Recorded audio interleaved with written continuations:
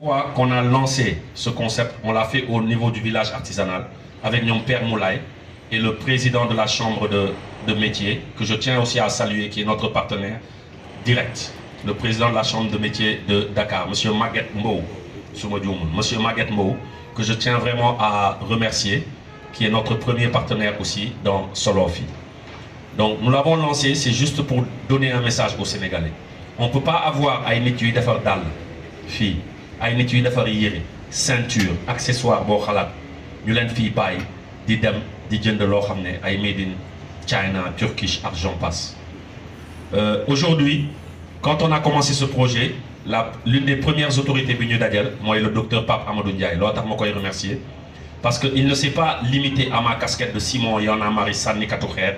mais dafa lire projet bi déglu ñu xam ne lii dafa baax et c'est un levier pour l'économie du Sénégal mën na suqali Sénégal mu recevoir ñu mu ne projet bi may nekk ce premier partenaire del ciy dem bu ma paree ci moom l'autre première personne aussi qui nous a soutenu c'est Amadou Diaw de l'ISM qui a vu ce projet qui dit voici un combat bi nga xam ne moo gën a important combat yépp yu ma la mës a dégg ngay wax et que bii ngir yàlla si moo tàmm nga di dugg ci ay affaire bul ko bàyyi bii ne ci quand on est allé tourner le clip Solofi au niveau de Saint-Louis, c'est grâce à Amadou Diaw Bobu de ISM, donc qui nous a très tôt approché, soutenir nous. Il y a aussi Kouny Wak Baba Kamgom Sedima, mon tamit Diapoti Arniari Loho, Mamboy Diao Nyon Neko tamit Mani Tibir, Dorogay, Pape Dorogay tamit Nyon Neko Mani Tibir. Donc des Sénégalais, entrepreneurs, directeurs de société, businessmen, ont très tôt vu que Solofi pouvait être une alternative à la création d'emplois. Et aujourd'hui, je suis fier de voir Moussa Kaysol ce sac ici, mon moyen de sac, avec qui on a travaillé maintenant. Donc le lancement s'est fait au village artisanal. Donc nous avons lancé ce message aux Sénégalais en leur disant Tay, waxuñu ñuy solu rek ay affaire de wax, ay affaire de tissu batik, ou le yefou africain, etc., ou le costume africain. Tay, vous voulez une chemise à l'occidental, nos artisans peuvent vous le confectionner. Vous voulez des Lacoste, nos artisans peuvent vous le confectionner. Les chaussures que je porte sont faites par des artisans ici, même si le talon est importé. Donc il y a un savoir-faire local ici. Et le message aux Sénégalais, moi ici, chaque Sénégalais, je ne parle même pas de, excusez-moi, de sorgho, maïs, etc., etc. Mais après on aura Vieux qui va pouvoir nous en parler. Donc tey suñu amul ay alternative yoo xam ne tey si wàllum lekk ñu bàyyi importation bu bëri bi mais ñuy sukkandiku ci lu ñu suñu suuf si nga xam ne fii suuf si yàlla da ko barkeel lu ne dafiy meññ suñu bàyyiwul xel ci loolu ñuy bàyyi ay importation yu bëri déjà rek xool leen feebar yu bëri yi am ci réew da ngay toog ak ne di naan ataaye suba ñu ne la dafa daanu dee ne ñëpp ne ndogal yàlla la. Non, bu ñu ne ndogal yàlla la gars yi xool leen lu ñuy ndekkee meew bi ñuy ndekkee baaxul c'est le plus mauvais lait qu'on nous envoie en Afrique parce que ñun on est les Africains, on est les Noirs, on est la poubelle du monde. Donc meew yu bon yi café yu bon yi fii la ñemee woo ko jaay États-Unis ñemee woo ko jaay France parce que foofu contrôle de qualité yi yeneen la mais comme fii amul yenn contrôle yi te dañuy ne africain dafa dëgg mais bu fekkee ne da ngay ndekkee meew bu bon suukar bu bon midi lan la ñuy tegal on nous met le riz. Mais on ne nous met pas le riz de la vallée. On nous met riz bi nga xam ne Asie lay jóge Asie ci conteneur yi dañ ciy def ay produits yoo xam ne pour conserver riz yi la pour rey yenn kii la insectes yi ciy nekk et cetera produit boobu jaxasoo ak ceeb boobu la ñuy tegal midi donc nga ndekkee lu bon nga ñëw encore añee lu bon yàlla boo am kenn koo xam ne di jaay jonge bu forox yokkal la ci ay jumbo yokkal la ci ay diwlin yuy siit et cetera sa poor yi di fakk. Donc le matin tu manges mal, à midi tu manges mal. Le soir, boo lekkul loo xam ne ñamu sauce la spaghetti diwlin bi di déborder di la signe xam nga et cetera yàpp bi mu gras et cetera yàlla buñ ci keneen tamit ñëw di jaay jonge bu forox diwal la ci ay fromage yu dul jeex et tu te dis tu manges bien parce que tu as du spaghetti bolognaise, tu as du et cetera et cetera. Donc aujourd'hui aussi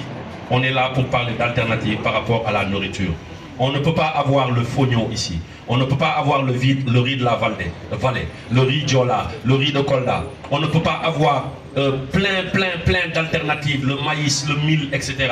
ñuy continuer di lekk n'importe comment. Donc cette année on va aussi s'accentuer beaucoup plus sur tout ce qui est alimentation saine ñuy xool lu ñuy def suñuy plat yi lu ñuy jox suñu doom yi parce que ce n'est pas normal qu'on ait suuf bi nga xam ne yàlla da ko barkeel et qu'on se permette de manger n'importe comment. Donc loolu la ñu bëggoon marquer vraiment, et après on va parler de perspective. Mais je vais donner la parole à Père Moulay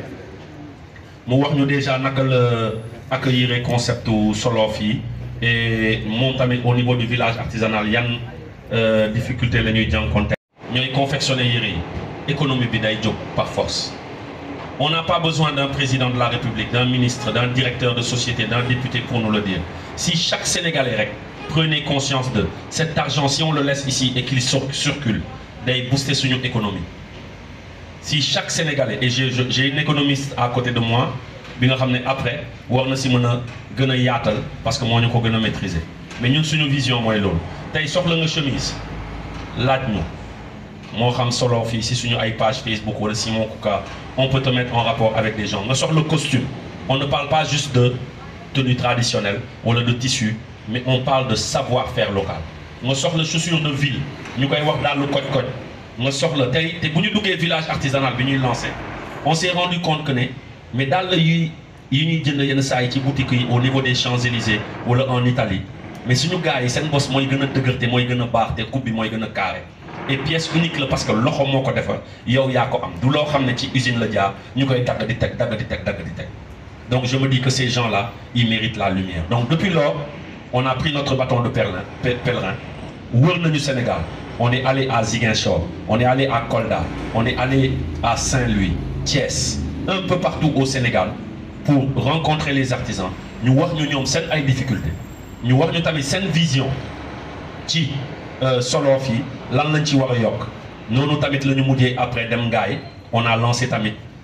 l'édition Dallu Fii Lay Sol mais on va y revenir après voilà. Donc depuis lors on a pris notre maintenant le savoir-faire local c'est vrai que depuis 2 ans on est axé en majorité sur tout ce qui est habillement sur tout ce qui est accessoires. Mais cette année, on va commencer à parler d'alimentation, de li ñuy lekk parce que looloo waral tey sax sama coup de cœur année bi mooy Ndeye Fatou bi ma rencontré yàggul démb ñuy waxtaan et quand elle me parle de sa vision et quand elle me parle de Ifondé mooy def tamit beñe dugub yi ngeen gis et cetera quand elle me parle de sénégalais yi alternative yi am vous avez vu que Covid bi mu ñëwee les frontières n'étaient plus poreuses comme avant marchandises demul dikkul comme avant. Donc tey ñun suñuy dëkk yu ndaw yi si on ne pense pas à dire sur le plan de l'alimentation il faut que ñu am ay alternatives au blé du yoon